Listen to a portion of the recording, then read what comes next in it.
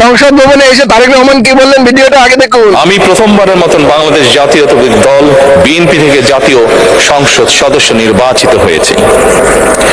জাতীয় সংসদের সংসদীয় দলের নেতা নির্বাচিত হয়েছে। প্রধানমন্ত্রী হিসাবে আমি এই জাতীয় সংসদে দেশের প্রতিনিধিত্ব করছি।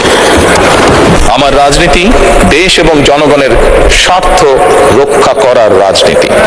স্বনির্ভর বাংলাদেশ প্রতিষ্ঠায় আমাদের মধ্যে কোনো বিরোধ থাকতে পারে না, বিরোধ নেই। সম্মানিত সংসদ সদস্যবৃন্দ, দেশে বহুদলীয় গণতন্ত্রের প্রবক্তা এবং